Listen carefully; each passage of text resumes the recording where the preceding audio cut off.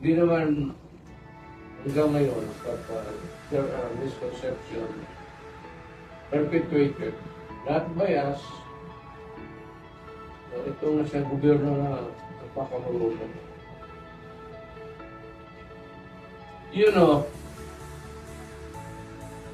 ito ang nangyari. You better make it over.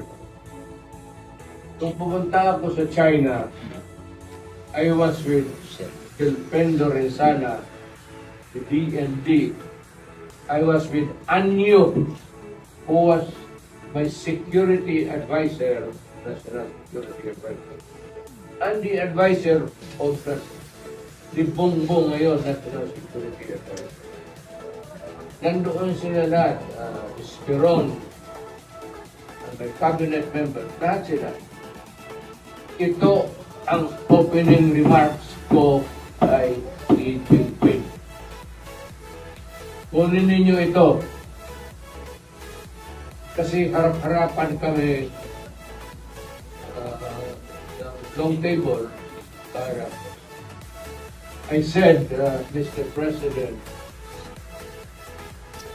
we would insist that that China Sea, or not the whole of it, but there is a part of the China Sea that belongs to the Philippines. And since I would want to, get savings instead of importing it from the exporting country, ako na I will dig my, okay. I just want to let you know. Ito ang sagot ni Xi Jinping. I am afraid you cannot do that. Sabi ko, why, Mr. President? Dinaripso ko na niya. I will get it from that portion of the Red China Sea that belongs to the Philippines. Sabi niya, please do not do it. The life to me. We are friends and I do not want to destroy the country. So what is in your mind, Mr. President? Sabi niya, because it would be noble. Kami dito sa kabila nakaintindo na nandiyan yung mga generals nila. Ano yung National Security Advisor ni Marcos? Ang pagkaintindi ko pag sabi na there will be trouble if we insist on our own way there. China will go to what? Sabi ko, well, Mr. President, this is the first day of my visit. I do not want to spoil everything. So maybe we can put it off to some other day. Yun ang pinagdak. Yung put it off to some other day never came. Because we avoided that controversy. We avoided the issue of the Philippines getting into our claimed territory to extract minerals and oil. Diyan ako nagkalma kasi alam ko na hindi talaga kaya ng Pilipinas tumagtabi. Now, at present, in the past or in the future,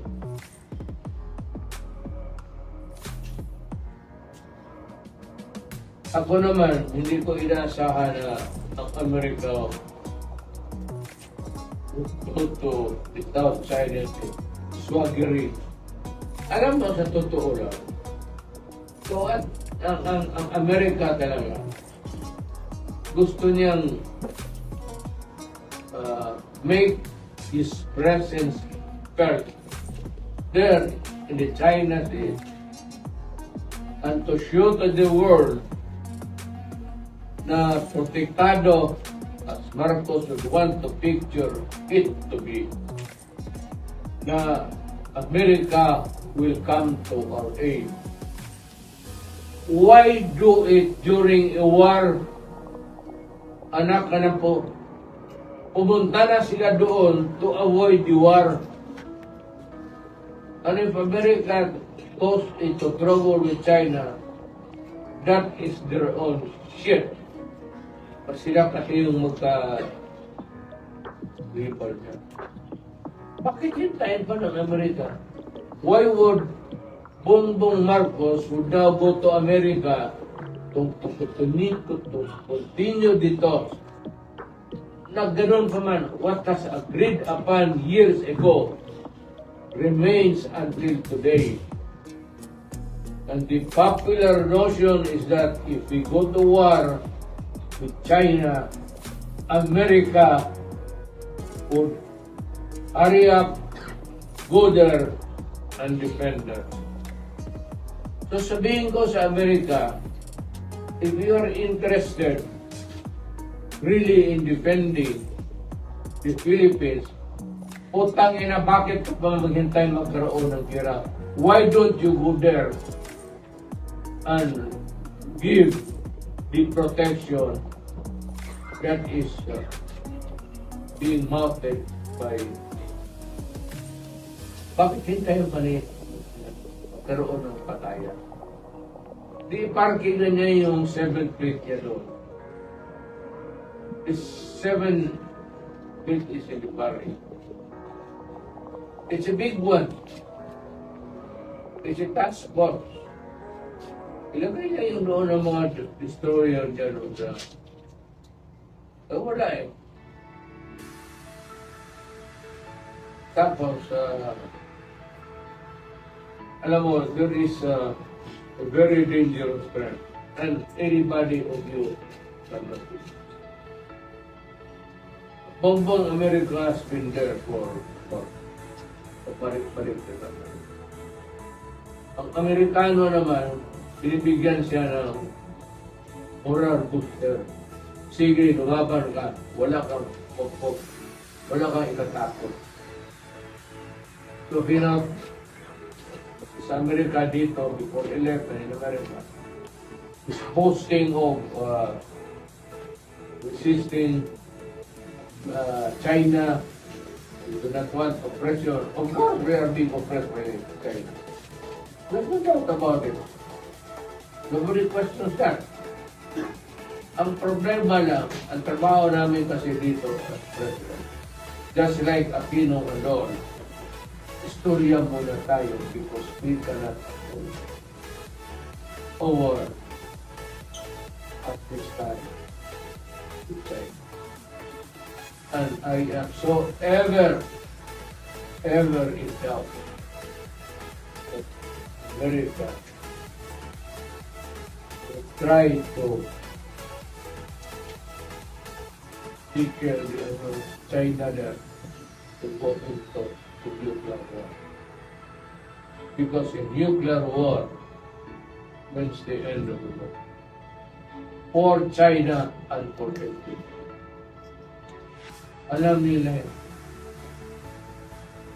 Takot ang Amerika kasi isang ballistic lang during a nuclear warfare. Isang putok lang yan dyan sa gitna ng Amerika. Si President Pinoy. But with 1,000 missiles, and in return, America returns a favor, sending also 1,000 missiles, it will really end. Kaya ang China takot. Mukhang dyan lang sila sa malayo. But they have never confronted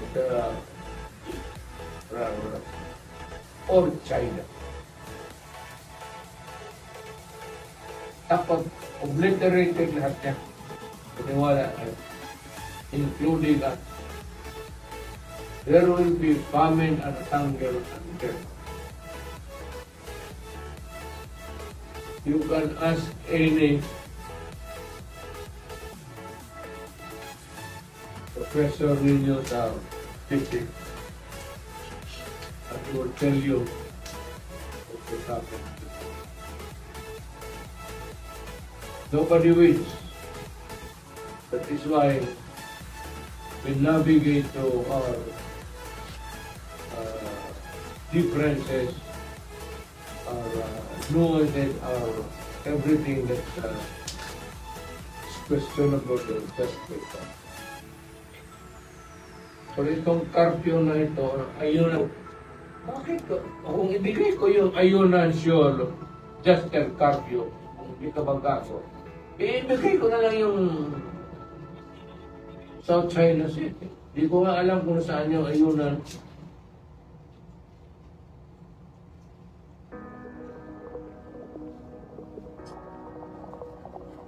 At ito, Justice Curfew, sabihin ko sa iyo, if China would decide to erect a naval base there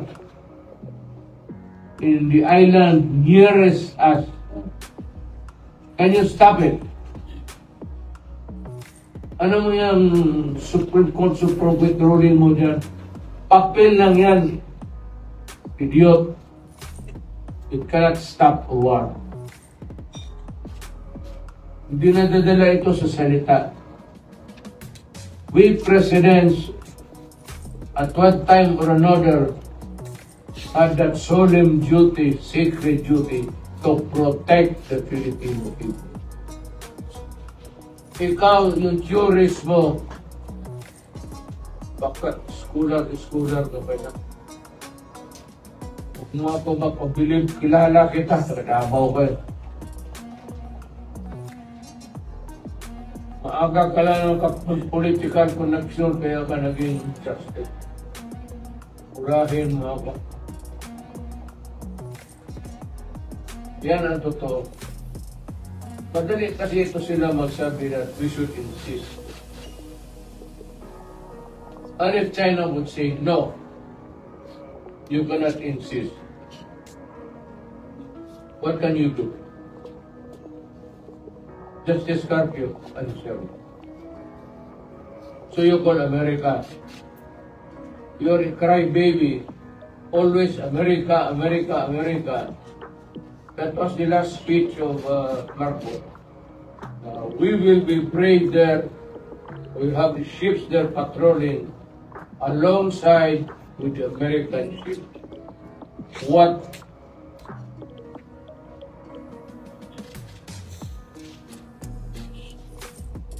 And you call yourself, you call our place Republic of the Philippines.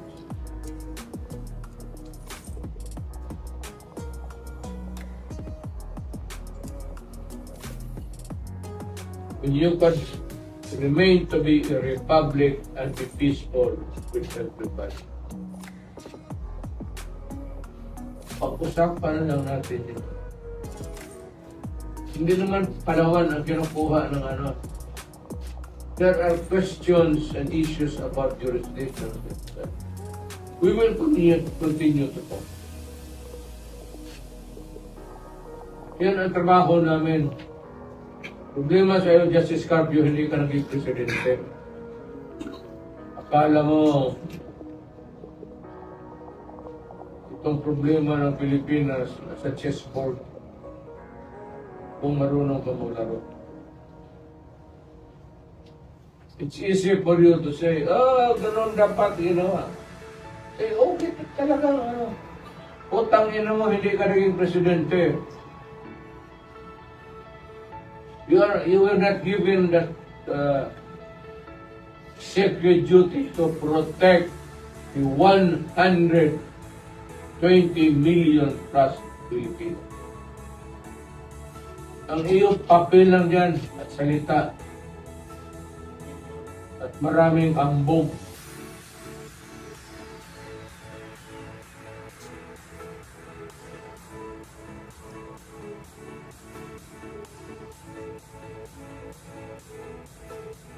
I have the documents. Hinahanap ko yung meron bang mga agreements na I will study it tonight, and after the rally, we can probably have a more expanded agreement signed along that.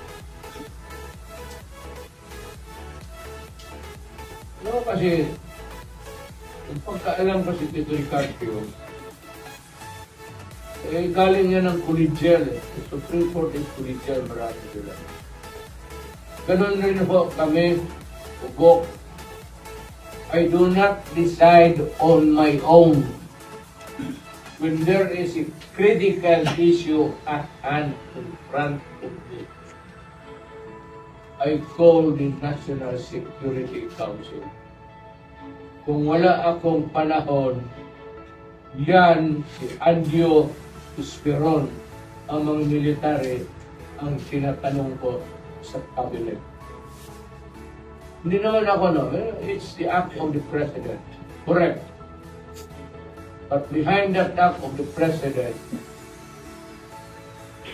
I will educate you. Hindi aking nila. I cannot make a move relative to the security of the country without asking the military and the national security. Kaya yung agreement na yan, kung totoo, nasabi ko na sa mga military yan.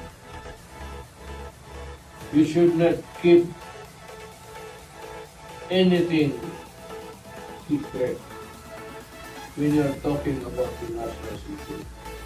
Ang mga military nandyan talaga yan.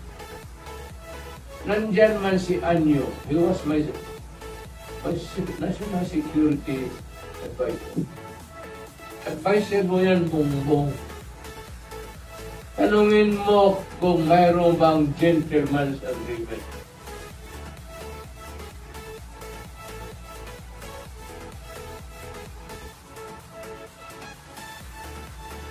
Aywan ko, ayaw ko mag-insulto.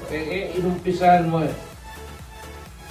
Tinawagan mo sana ako, hindi ka makatanggap nito. Ikaw, putang ina ka, hindi ka nakatapos hanggang second year college ka lang. Me,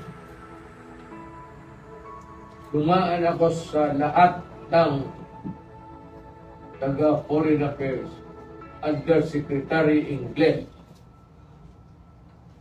si Ambassador Terona, Viana, si David Dacos, then si Maria Sisto. Doon ako medyo konting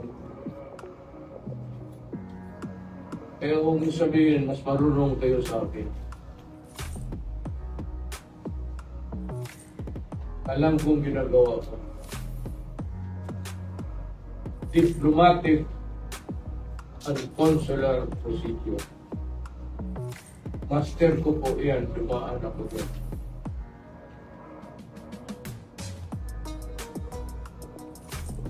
Any question?